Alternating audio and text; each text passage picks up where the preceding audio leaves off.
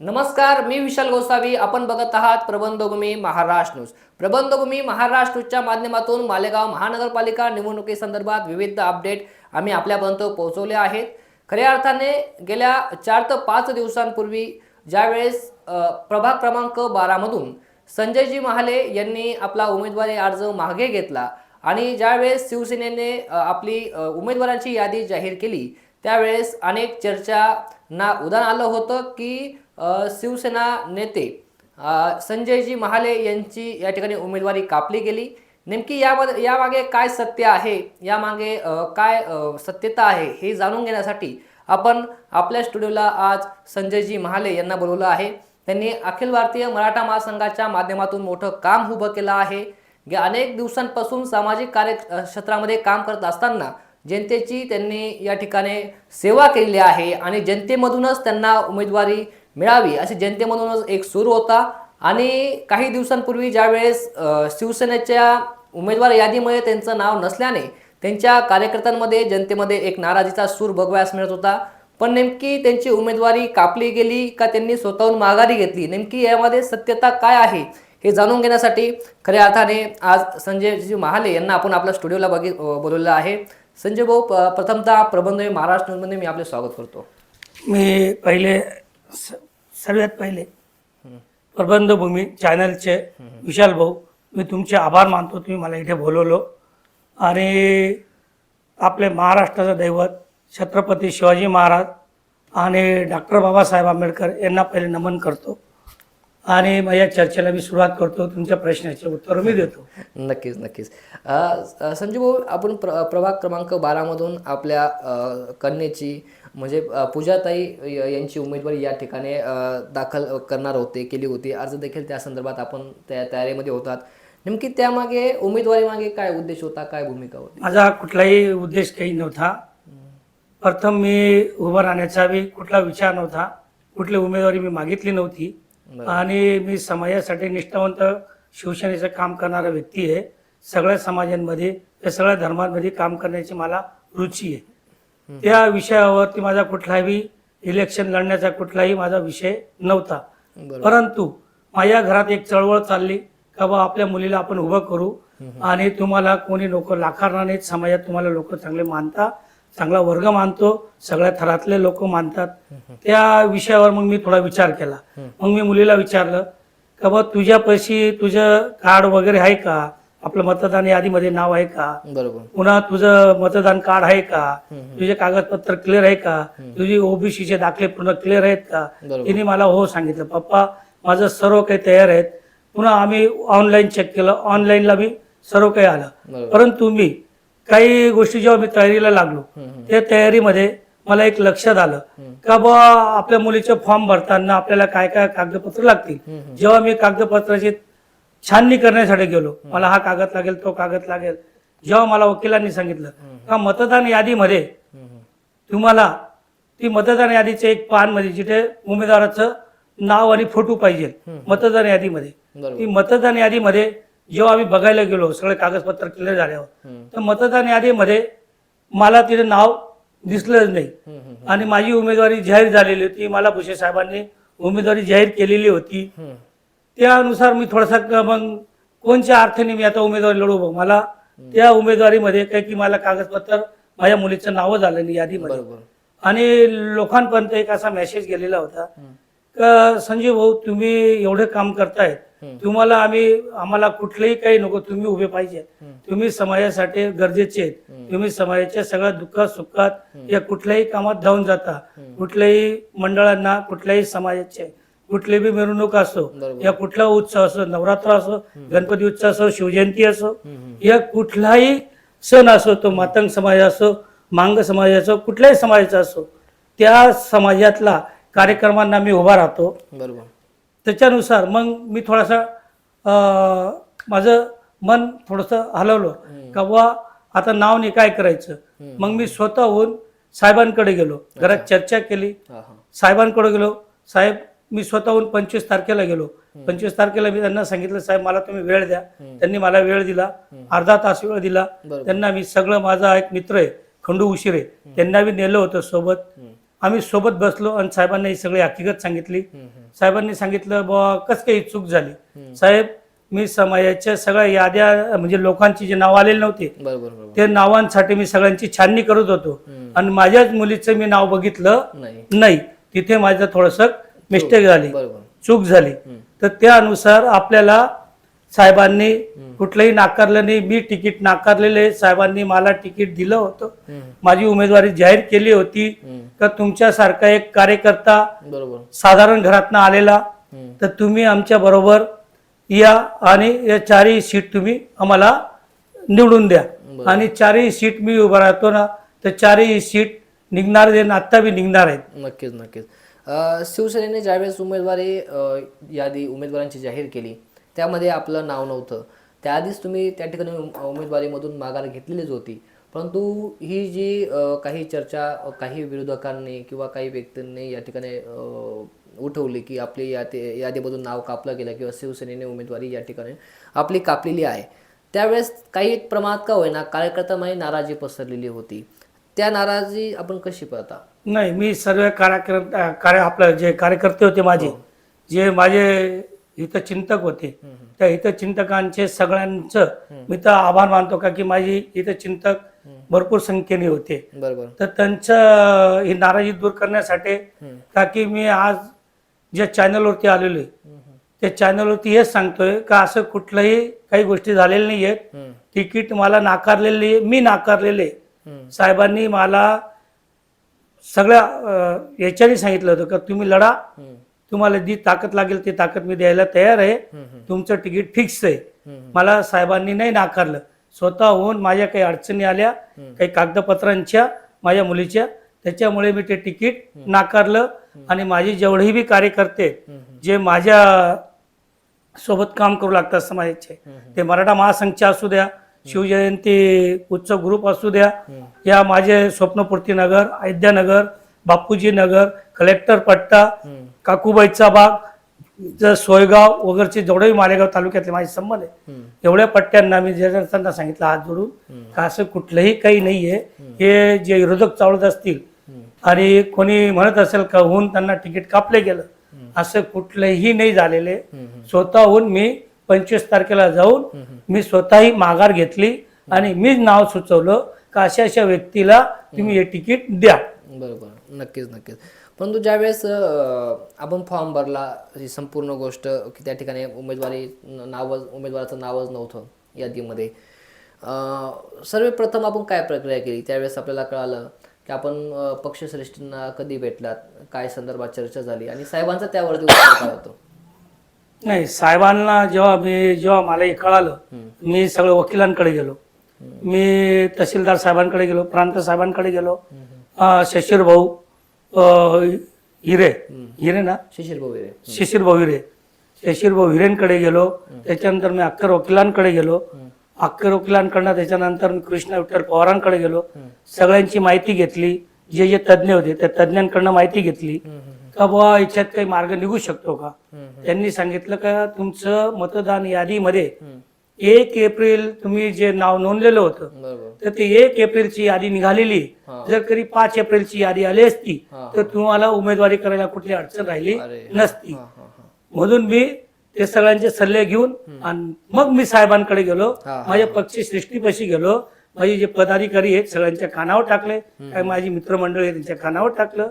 त्यांनी मग सांगितलं का आता कसं करायचं. म्हटलं नाही, आपण उमेदवारी आपल्याला नाही भेटली चालेल, पण आपल्यामुळे कोणाचं नुकसान व्हायला नको. एक चांगला उमेदवार निवडून, आपला चांगला उमेदवार मी स्वतःहून निवड केली. दत्ता चौधरी म्हणून, त्याला हे माझं तिकीट द्यावं.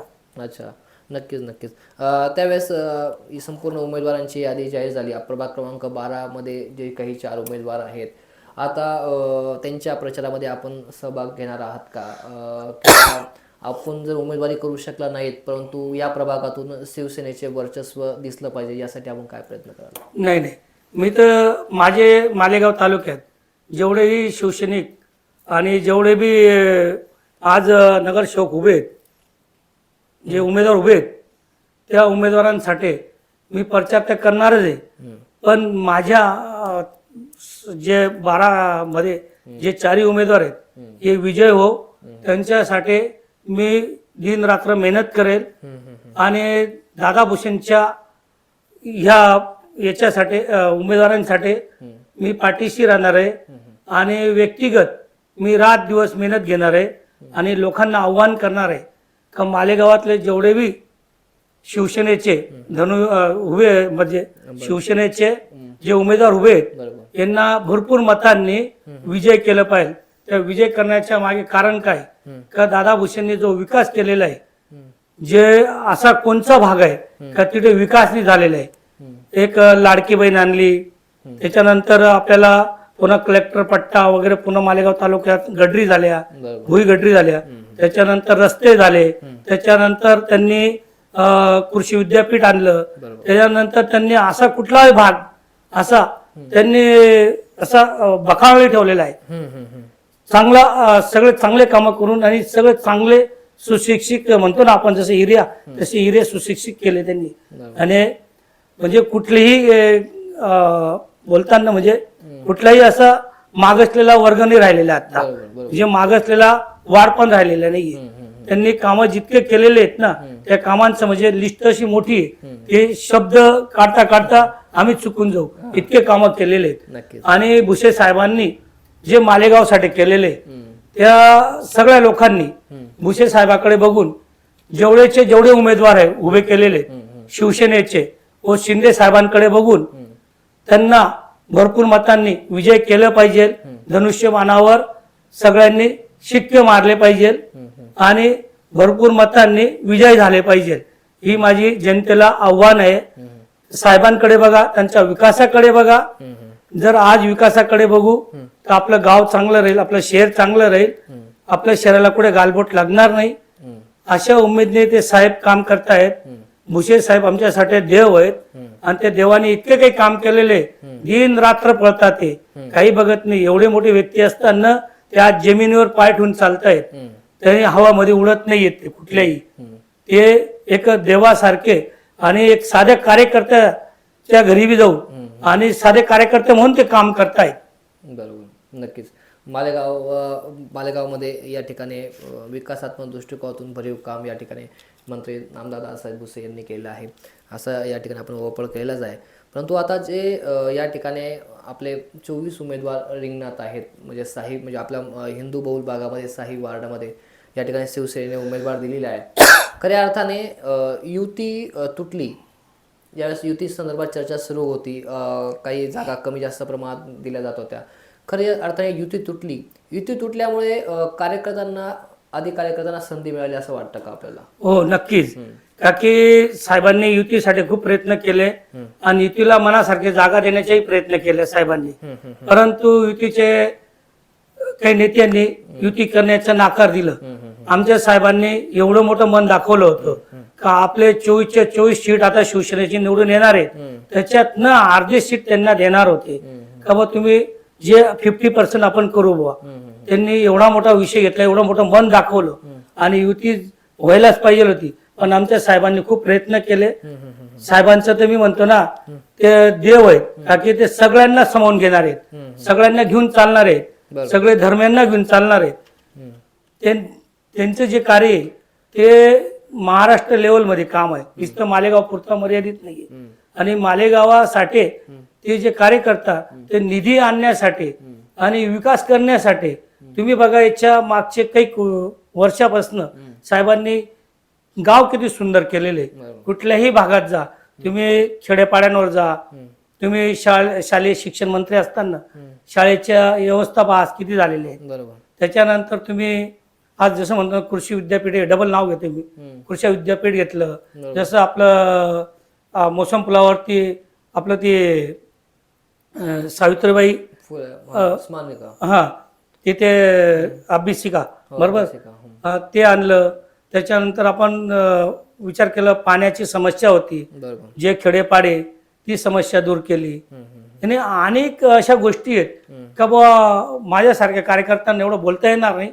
एवढं काही आहे का की मी कुठला नेता नाहीये, मी कुठला हे नाहीये, प्रवक्ता नाहीये, मी बोलण्यामध्ये कुठे एवढा माहीर नाहीये. पण माझ्या डोळ्याच्या समोर जे सत्य ते सत्य बोलण्याचा मी प्रयत्न करतोय. का साहेबांनी पुऱ्या मालेगाव तालुक्यासाठी दिवस रात्र मेहनत घेतलेली आहे. आणि त्यांच्या मेहनतीला फळ पण आलेले, का की ते मोठ्या मनाने काम करत असता. आई तुळजाभवानी त्यांच्या पाठीशी आहे, महाराष्ट्राची जनता बी त्यांच्या पाठीशी आहे, मालेगावची जनता बी त्यांच्या पाठीशी आहे. लाडकी बहिणी असो या भांडे वाटप असो, भांडे वाटले, त्याच्यानंतर तुम्ही महिला रुग्णालय आणलं, बरोबर लोकांना म्हणजे सेंटरिंग बांधकामवाल्यांना त्यांना ते 5 लाखापर्यंत ते आरोग्याचं कार्ड पण बनवलं. त्याच्यानंतर भांडे वाटप केले. त्याच्यानंतर त्यांनी पैसे 1500 रुपये महिना आपल्याला प्रत्येक लाडकी बहिणीला भेटले. याने अनेक अशा काही योजना आहेत त्या आणलेल्या आहेत.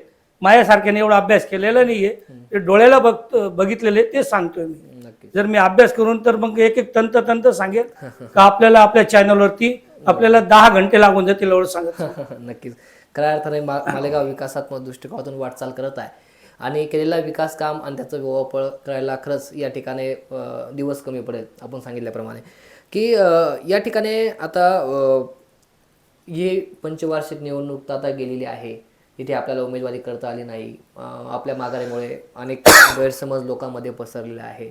त्याच पद्धतीने एक गैरसमज असाही बघवास मिळाला. आता संजूभाऊ महाले आपलं काम थांबवतील का, काय सांगाल?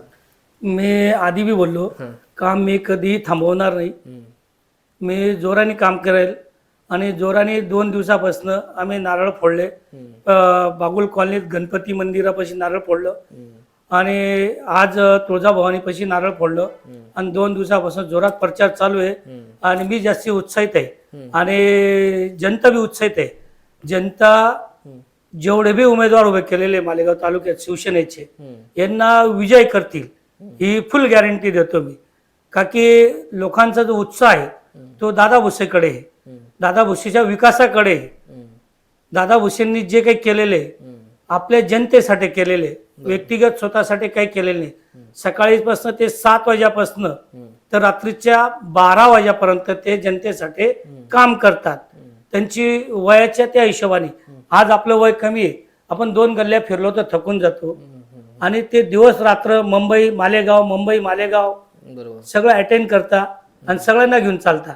कुठल्याही पक्षाशी त्यांचं वाद नाही आहेत, कुठल्याही पक्षाच्या त्या विरोधात नाही आहेत आणि सगळ्या पक्षांना घेऊन चालतात ते. आणि मालेगाव तालुक्यात त्यांनी युतीचा बी प्रस्ताव ठेवलेला होता, त्या प्रस्तावाला युतीच्या लोकांनी नाकारलं. साहेबांनी सगळे काही गोष्टी मोठं मन करून त्यांच्यासाठी सर्व काही दिलं होतं. नक्कीच. खऱ्या अर्थाने आपण जे येणाऱ्या म्हणजे मागील कालावधीमध्ये जे काही सामाजिक कार्य केलेले आहेत त्यामध्ये या ठिकाणी आपण स्क्रीनवरती बघत आहोत की विविध सामाजिक काम आपल्या परिसरामध्ये, आपल्या प्रभागांमध्ये विविध महिलांसाठी, गोरगरीब जनतेसाठी विविध काम आपण केलेलं आहे. तर त्या कामाचा थोडक्यात आढावा सांगताना काय सांगाल? आढावा म्हणजे जनतेचं आपल्याकडे घेणं होतं. जनतेचं घेणं म्हणजे असं आहे, आपण जन्माला आलेलो आहे, आपले महात्मांनी आधी आपल्यासाठी करून गेलेले. नक्कीच. तसं प्रत्येक व्यक्तीला एक भावना पाहिजे, आपल्या समाजात चांगलं वागणं, चांगलं कार्य करणं, दुःखात सुखात जाणं, गरीब दुबळ्याचे कामं करून घेणं, जे शक्य आपल्यापासून होईल ते करणं. जे शक्य नाही झाले आमचे दादा भुसे साहेब आहेत ते करताच आहेत. ते कुठेही माघार घेत नाही. ते कुठल्याही कामामध्ये, मग ती कुठलीही मदत असू द्या, कुठलीही मदतीसाठी ते रात्र त्यांच्यासाठी धावतायत. बरोबर. नक्कीच. खऱ्या अर्थाने मालेगाव महानगरपालिकेच्या या निवडणुकीमध्ये 6 प्रभागामध्ये आपले उमेदवार त्या ठिकाणी उमेदवारी करत आहेत. पूर्णचा पूर्ण पॅनल विजय होईल असा विश्वास आहे आपल्याला? विश्वास आहे का की विकासाच्या मुद्द्यावर आम्ही जनतेला आव्हान करणार आहे. जो विकास झालेला आहे त्या विकासाच्या माध्यमातून तुम्ही आमचे उमेदवार सगळे निवडून द्या आणि सगळं शिवसेनेला बळकट करा. शिवसेनेचे धनुष्यबाणावरच तुम्ही ठस्सा मारा आणि एकनाथ साहेब शिंदेंना बी तुम्ही हात बळकट करा आणि आमचे दादा भुसे साहेबांचे बी हात बळकट करा. का त्यांची पॉवर वाढली म्हणजे ते अजून निधी आणतील आणि अजून आपल्या मालेगाव तालुक्याला व्यवस्थित आणि अजून सुंदर बनवतील. नक्कीच. खऱ्या अर्थाने जो आपला म्हणजे प्रभाग क्रमांक 12 आहे त्यामधील मतदार होते ते उत्सुक होते ऐकण्यासाठी नेमकी संजयजी महाले यांच्यासोबत नेमकी काय घडलं, उमेदवारी माघारी झाल्या किंवा त्यांचं तिकीट कापलं गेलं, अशा विविध चर्चा गेल्या मतदारसंघामध्ये प्रभागामध्ये सुरू होत्या. त्या दृष्टिकोनातून आम्ही विचार केला की थेट आपल्याला स्टुडिओच्या माध्यमातून प्रबंध विचार या स्टुडिओच्या माध्यमातून या ठिकाणी आपल्याला बोलवावं आणि जे काही गैरसमज आहेत ते या ठिकाणी दूर करावे. कारण की आम्ही बातमी बी बघत अशा हेडिंगला आपण दिलेलं आहे की संजयजी महाले यांना शिवसेनेने उमेदवारी नाकारली. आम्ही क्वेश्चन मार्क दिलेला आहे आणि नेमके सत्य काय आहे हे जाणून घेऊया. खऱ्या अर्थाने थोडक्यात मतदारांना सांगताना काय आव्हान कराल, जनतेला काय आव्हान कराल, किंवा खऱ्या अर्थाने हे सत्य पुढे आल्यानंतर किंवा हे सत्य सांगताना जनतेला काय आव्हान कराल? जनतेला एकच आव्हान करेल, आपण परिवारातले सदस्य असतो बरोबर. तर परिवारामध्ये आपले जे वडील असतात आणि त्यांना जर काही 4 मुलं राहिले ते एका वेळी सगळ्यांचं सगळ्या काही गोष्टी करू शकत नाही. एखाद्याला मागे पुढे हे सगळ्या गोष्टी होऊ शकतात. तसे भुसे साहेबांकडे आमच्या पक्षाकडे शिवसेनेकडे भरपूर उमेदवारांची मागणी होती बरोबर. ती मागणीसाठी इच्छुक होते आणि काही लोक खूपच नाराज झाले होते, पण त्यांनी काही नाराज होऊ नये, त्यांनी असा काही विषय मांडू नये, साहेबांना काही जोर देऊ नये बरोबर, साहेबांवरती काही जोर देऊ नये. परंतु आपण आपल्या पक्षासाठी काम करणार आहेत, आपण समाजासाठी काम करणार आहेत. जर कधी आपण आग्रह करतोय, जे चांगले कार्यकर्ते आहेत ते लगेच आपल्या कामाला लागून जातात, ते कधीही नाराजी ठेवत नाही. आणि जे नाराजी ठेवता हे आपल्या व्यक्तिगत फायद्यांसाठी नाराजी ठेवता. माझं एकच म्हणणं आहे, कोणी नाराजी ठेवू नका. आपण आपल्या परिवाराला कसं दाखवतो तसं त्यांना पुरा परिवार आहे, मालेगाव तालुका व नाशिक जिल्हा त्यांना सांभाळणं, ते महाराष्ट्र लेवलवर काम करतायत, त्यांना सांभाळणं, सगळ्यांना घेऊन चालणं. आता सांगा त्यांना एवढं झेललंय, आपण 4 माणसांशी बोलतो तर आपलं मती होऊन जाते. आता ते एवढे लोकांना घेऊन चालतं, त्यांना आई तुळजाभवानी अजून शक्ती दो. आणि आई तुळजाभवानी कशी मी विनंती करेल जनतेला की जनतेने त्यांना कुठेही टॉर्चर करू नये, कुठल्याही गोष्टीला त्यांच्याकडे एवढी खतरनाक मागणी करू नये. आपल्या पक्षासाठी, आपल्या साहेबसाठी, आपल्या विकासासाठी, आपल्या जनतेसाठी, मालेगावच्या आपल्या मुलाबाळांचं भविष्य पुढे चांगलं राहील याच्यासाठी यांनी साहेबांसाठी आपलं मोठं मन करून, नाराजी दूर करून आपले सगळे उमेदवार निवडून आणले पाहिजे सगळ्यांनी. नक्कीच. खऱ्या अर्थाने मोठा संदेश आपण या ठिकाणी कार्यकर्त्यांना दिलेला आहे. आपण बघितलं असेल की जागाच फक्त आपल्या 24 जागा या ठिकाणी होत्या आणि उमेदवारी मागणाऱ्यांची संख्या ही शेकडोमध्ये होती आणि त्यामधून या 22-24 जागांसाठी या ठिकाणी उमेदवार दाखल झालेले आहेत. आणि कार्यकर्त्यांना आणि आपण बघितलं महाराष्ट्रामध्ये की विविध ठिकाणी तिकीट्सवरून, EB फॉर्मवरून राडे झाले, संपूर्ण गोष्टी झाले, पण तसा प्रकार कुठे मालेगावात दिसला नाही. काय वाटतं, पक्ष नेतृत्व स्ट्रॉंग आहे? आपलं पक्ष नेतृत्व स्ट्रॉंग आहे का? आधी तर आमचे भुसे साहेब स्ट्रॉंग आहेत, त्यांचे विचार स्ट्रॉंग आहेत, त्याच्यानंतर त्यांचे कार्यकर्त्यांचे विचार स्ट्रॉंग आहेत, त्याच्यानंतर जे बावडी तालुका प्रमुख, उपतालुका प्रमुख, जिल्हा प्रमुख जे आमचे जे यांच्या पदाधिकारी यांचे विचार चांगले, हे हामडी दुमडीवाले लोक नाही, हे शांततेत समजून सांगणार आहेत. आणि त्यांनी जो हा मालेगाव तालुका जो पिंजून टाकलेला आहे आणि त्यांचा 30-40 वर्षापासून अभ्यास आहे, जनतेच्या मनात आहेत, साहेब पण मनात आहेत आणि पदाधिकारी मनात आहेत. आणि पदाधिकाऱ्यांचे बी सर्व ऐकता आणि साहेबांचे बी सर्व ऐकता.